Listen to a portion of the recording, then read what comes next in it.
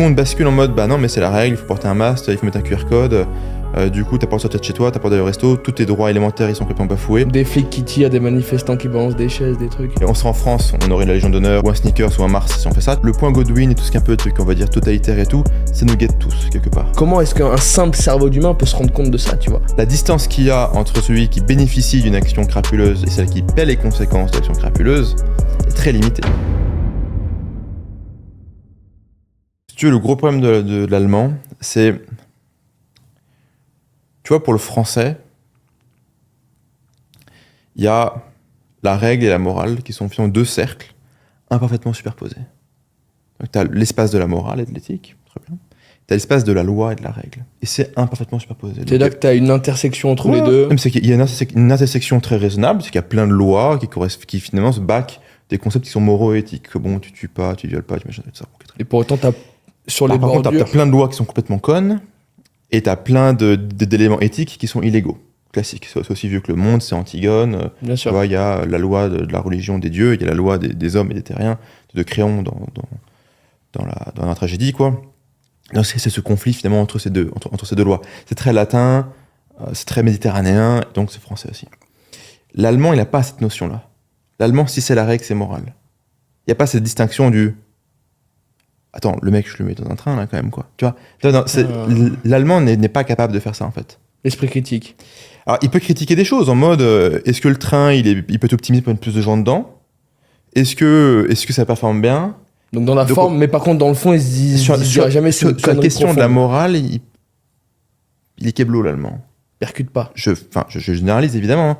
Mais la règle et l'éthique, c'est la même chose.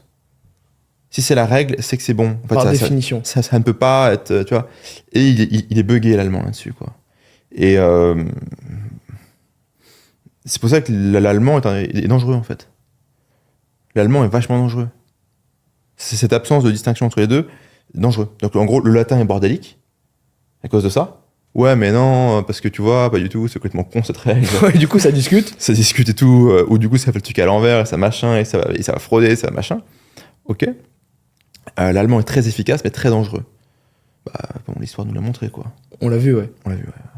On a reçu le mémo. Ça, c'est incroyable, putain. Mais ça, putain, donc, ça veut dire que, selon toi, le fait que le nazisme ait en vrai, malheureusement, aussi bien fonctionné, c'est aussi, ça a aussi à voir quelque part avec la culture. Bien sûr. Et le fait que les mecs, quand on leur dit quelque chose, ils prennent pour argent comptant direct et ils l'appliquent. Alors après, si on va dans si on pousse un peu le point Godwin, parce que c'est un peu le sujet, c'est bien, il nous a fallu combien de temps? Ouais, bien. Putain. 10 minutes. Je pense que, je veux dire, le point Godwin et tout ce qui est un peu, on va dire, totalitaire et tout, ça nous guette tous, quelque part.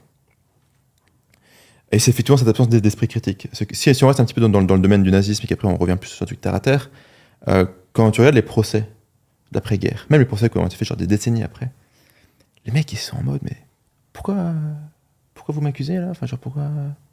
Attends, mais mec, t'as gazé je sais pas combien de personnes. Ah non, moi j'ai appuyé sur un bouton. Ouais. On m'a dit d'appuyer sur un bouton. J'ai juste fait ce qu'on m'a dit de faire. J'ai juste fait ce qu'on m'a dit de faire. J'ai juste suivi la loi. Donc en fait là, vous me jugez avec la loi. Mais la loi, il y a 5 ans, bah, elle disait autre chose. J'ai fait celui-là. Donc vous suivez la loi et au nom de cette loi, vous me jugez. Au nom de quoi vous me jugez? Parce que c'est les mêmes... Enfin, ça, c'est la loi, tu vois, qui m'a aussi dit de faire ça, quoi. Et c'est vrai que dans l'histoire des humains, le nazisme, le totalitarisme, le communisme, c'était il y a longtemps. Enfin, le communisme un peu moins. Mais dans l'histoire des institutions et des pays, c'était hier. C'était hier, ouais, clairement. Donc c'est beaucoup moins vieux que ça. Et après, il y a ce concept de la banalité du mal, quoi. C'est finalement les grands désastres, les grands massacres. Bah, tu vois, donc, est-ce que les gens qui les ont commis, peut-être pas le mec qui est en haut qui dit allez les mecs, on y va. On fracasse. Mais le type qui est sur le terrain qui fait le truc, c'est est-ce qu'il avait vraiment l'intention crasse, tu vois, d'exterminer, de tuer, de faire souffrir, de massacrer des gens en raison ethnique, religieuse, orientation sexuelle ou autre. Il y a le truc intéressant de la distance que t'expliques. Est-ce que le mec qui a largué Little Boy au-dessus d'Hiroshima, il se rendait compte qu'un bouton appuyé, c'était 200 000 morts à la sortie, tu vois? Je sais pas, peut-être ouais. Comment est-ce qu'un humain peut se rendre compte qu'appuyer sur un bouton, ça fait 200 000 vrais morts, des enfants coupés en deux, des cancers sur des générations? Moi, ma question, c'est comment est-ce qu'un simple cerveau d'humain peut se rendre compte de ça, tu vois? De ce type de conséquences. En fait, le concept clé, Alors, c'est une philosophe qui s'appelle Hannah Arendt qui a travaillé là-dessus. Je sais pas si tu connais Tech, du coup, qui avait. Elle a beaucoup. Sur le totalitarisme, ouais. Ouais. Et elle dit, mais putain, c'est quand même super drôle, parce que, enfin, c'est pas drôle, mais c'est surprenant qu'en fait, les gens qu'on juge après-guerre ne sont pas des psychopathes. C'est pas un mec qui se dit, tiens, aujourd'hui, je vais faire souffrir. Alors, il y en avait plein des psychopathes. Mais je veux dire, le gros de l'effectif de l'appareil de répression et de discrimination et d'extermination, le gros de l'effectif n'est pas composé de gens qui se réveillent le matin en disant, tiens, aujourd'hui, je vais faire souffrir des gens, quoi. C'était des gens normaux, quoi. C'était des gens normaux qui rentrent à la maison, il y a les 2 petits enfants blonds, etc., le berger allemand, le truc, la petite maison en Bavière, tranquillou, le bon vivant et tout, continue. Comment le mec il venait faire ça? Et d'ailleurs, quand tu vois déjà les dérives qu'on a vues pendant le Covid, où tout le monde switch off l'esprit critique, dire, bam, ça devient manichéen, noir ou blanc, boum. Des flics qui tirent, des manifestants qui balancent des chaises, des trucs. Alors, ça pendant le Covid, on a moins eu, on va dire, mais le côté où finalement, tout le monde bascule en mode, bah non, mais c'est la règle, il faut porter un masque, il faut mettre un QR code, du coup, t'as pas le droit de sortir de chez toi, t'as pas le droit d'aller au resto, tous tes droits élémentaires, ils sont complètement bafoués. La Constitution, non, on s'en fout. Et tu vois, en 6 mois, t'as ça, en 6 mois, tu switches. Bah, tu te dis, ouais, c'était bien de faire des programmes d'histoire pour bassiner les gamins, pour dire que le monde est dangereux et qu'il faut faire gaffe, mais si c'est pour faire la même chose, bah, c'est peut-être pas la peine, en fait, quoi. Peut-être qu'on a dû faire des cours de maths au lieu de faire de l'histoire, si tu veux, quoi. Sans doute, ouais. Ça aurait été peut-être plus utile. Bah ouais, je suis les conneries qu'il y a dans le programme d'histoire. Bon, ça c'est un autre sujet. Après, ça, sur la morale, bon, ça, ça serait bon de faire un épisode où on décortique un livre d'histoire avec le père Togad. Ça piquerait, hein. Ah ouais? Ça Pour qui? Pour l'institution? Ça piquerait pour l'institution. Hein. Bah, tu vois, c'est pas rigoureux tout ça. Mais c'est vrai que la morale, c'est vrai qu'aussi, enfin, pour terminer là-dessus, c'est souvent une affaire de distance. C'est que tu vois, là, je sais pas, on sort dehors, on voit une mamie, on lui met un bon coup de coude dans la tête là pour prendre son sac. Bon, on est à Dubaï, donc ouais, on peut perpète. Mais on serait en France, on aurait la Légion d'honneur ou un Snickers ou un Mars si on fait ça, tu vois. Tu veux des appels en plus, oui. Allez, bim. On va dire que c'est mal. Parce que la distance qu'il y a entre celui qui bénéficie d'une action crapuleuse et celle qui paie les conséquences de l'action crapuleuse est très limitée. Ah là, elle est même quasiment négative tant que tu enfonces ton coude dans la tête, si tu veux. C'est vrai que mathématiquement, c'est presque négatif. Okay. Ouais.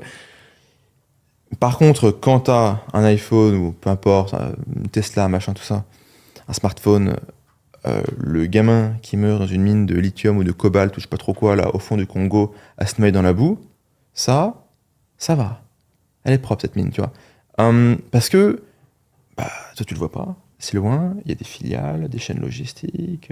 Il y a tout un tas de trucs des sociétés diplomatiques, des spin doctors qui sont là pour raconter la bonne histoire. Non, on raconte même pas d'histoire. On s'en fout. C'est que la distance est suffisamment longue, on le sait tous. Tout le monde sait très bien plus ou moins comment ça se passe. Tout le monde le sait. Personne ne peut dire, ah bah non, je savais pas. Non, maintenant tout le monde le sait. C'est un peu comme les abattoirs, etc. Et pour autant. Mais la distance est suffisamment longue, suffisamment d'étapes logistiques, de filiales, de sociétés écrans. C'est pas Apple, hein, c'est Apple achète un machin, qui achète un bidule, qui fait travailler machin, qui sous-traite un machin, tout. Et la distance est suffisamment longue, donc là, le PNJ, il se dit, ça va, c'est moral. Ce soir, on est dans la télé, je me sens bien. Je suis quelqu'un de bien, moi. Je suis pas comme ces gens qui tapent les vieilles, quoi. Ouais, putain. On tape les vieilles, ça reste complètement dégueulasse et crapuleux. On est d'accord. Je dis pas qu'il y a un truc qui est plus moral ou moins moral que l'autre, je pointe juste ce paradoxe que ce qu'on appelle moral est juste une affaire de distance, très souvent.